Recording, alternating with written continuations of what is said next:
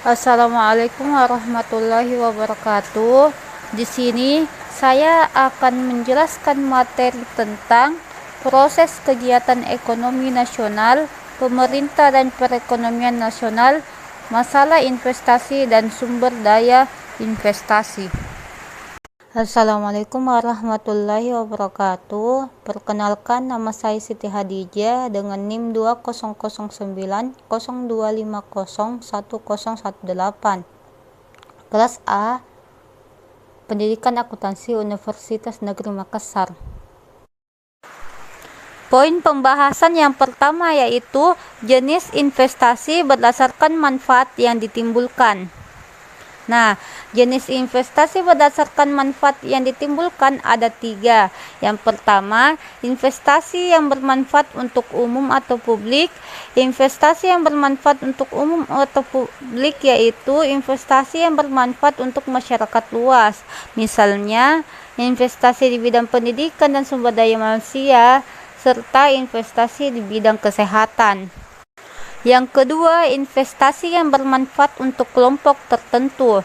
Investasi yang bermanfaat untuk kelompok tertentu yaitu investasi yang bermanfaat untuk kelompok masyarakat tertentu dan lingkungan tertentu. Misalnya, di bidang keagamaan, membangun sarana ibadah dan sarana keagamaan lainnya. Yang ketiga, investasi yang bermanfaat untuk pribadi atau rumah tangga.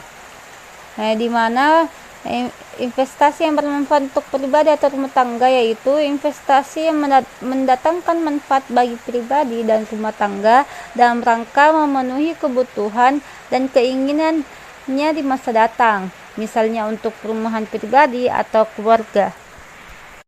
Pembahasan yang kedua yang akan dibahas dalam materi ini yaitu jenis sumber daya dalam investasi. Sumber daya investasi terdiri atas 2. Yang pertama, sumber daya investasi secara makro. Yang kedua, sumber daya investasi secara mikro.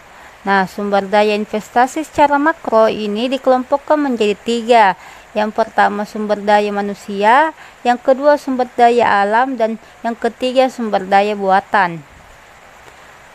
Yang kedua adalah sumber investasi secara mikro. Ini juga dikelompokkan menjadi 3. Yang pertama itu sumber daya manusia, yang kedua penguasaan kekayaan aset secara fisik atau tangible asset, yang ketiga penguasaan aset secara non-fisik atau intangible asset. Poin pembahasan yang akan dibahas yang ketiga yaitu alasan dilakukan investasi kerjasama antar negara atau pemerintah.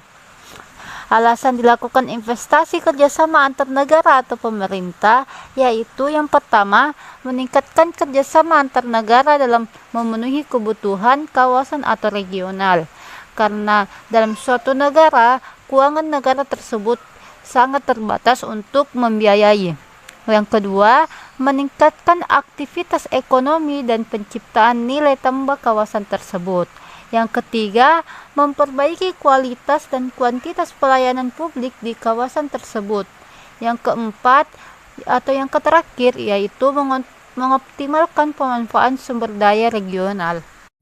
Poin pembahasan yang keempat yang akan dibahas dalam materi ini yaitu perbedaan investasi publik atau public investment dengan investasi swasta.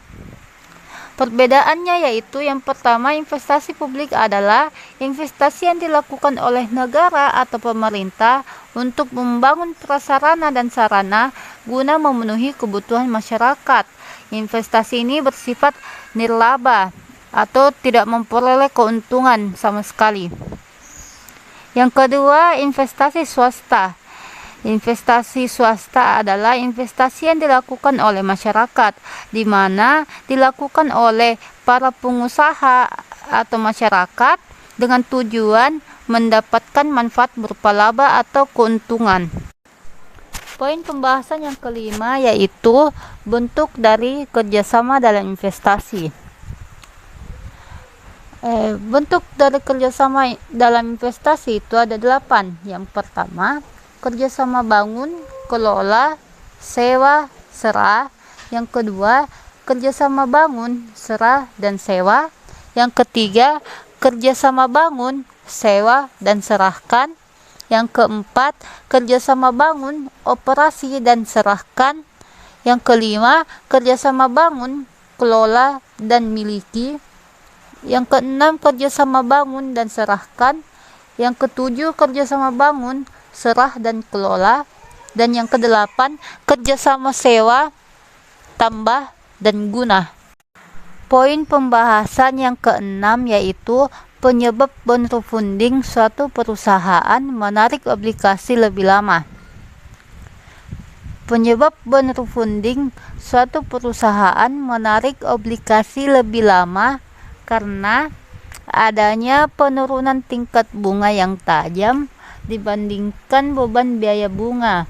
Dari hal ini menyebabkan perusahaan menarik obligasi lebih lama. Poin pembahasan yang ketujuh itu menampilkan contoh soal. Nah, dapat dilihat dalam materi yang saya paparkan, contoh soal yang pertama yaitu diketahui GNP negara Z tahun 2021 adalah 300 triliun dan pada tahun 2020 adalah 280 triliun. Hitunglah besarnya pertumbuhan ekonomi negara Z. Cara mencarinya itu kita harus mengetahui apa saja yang terdapat dalam soal. Nah, dalam soal itu menjelaskan GNP tahun 2021 sebesar 300 triliun, GNP tahun 2020 280 triliun, dan ditanyakan besarnya pertumbuhan ekonomi. Cara penyelesaian dalam mencari besaran pertumbuhan ekonomi yaitu dengan rumus GNP tahun ini dikurang GNP tahun sebelumnya dibagi GNP tahun sebelumnya dikali 100%. Nah, kita ketahui GNP tahun 2021 atau GNP tahun ini sebesar 300 triliun dikurang GNP tahun sebelumnya atau GNP tahun 2020 280 triliun dibagi GNP tahun sebelumnya atau GNP tahun 2020 sebesar 280 triliun dikali 100%. Nah, didapatkan 7,14%. Jadi laju pertumbuhan negara Z adalah 7,14%. Contoh soal yang kedua dapat dilihat dalam materi yang saya paparkan, yaitu diketahui sebuah negara Y memiliki data dalam 1 tahun, di mana pengeluaran konsumsi sebesar 25 miliar, investasi pengusaha sebesar 10 miliar, ekspor 17 miliar, impor sebesar 7 miliar, dan pengeluaran pemerintah sebesar 30 miliar. Nah, yang diminta itu hitunglah berapa pendapatan nasional negara Y dengan menggunakan pendekatan pengeluaran, atau disuruh mencari pendapatan nasional negara.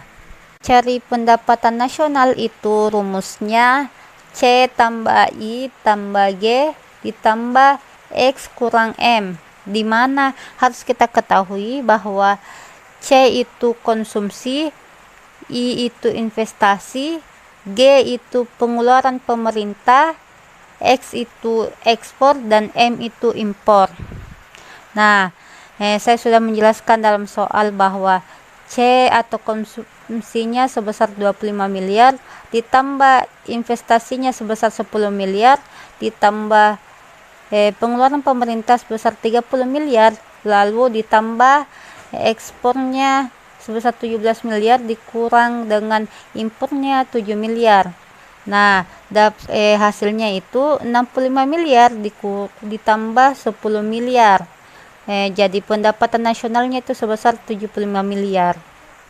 Itulah penjelasan dari materi proses kegiatan ekonomi nasional, pemerintah dan perekonomian nasional, masalah investasi dan sumber daya investasi. Semoga bermanfaat dan dapat dipahami. Kurang lebihnya mohon dimaafkan. Sekian dan terima kasih. Assalamualaikum warahmatullahi wabarakatuh.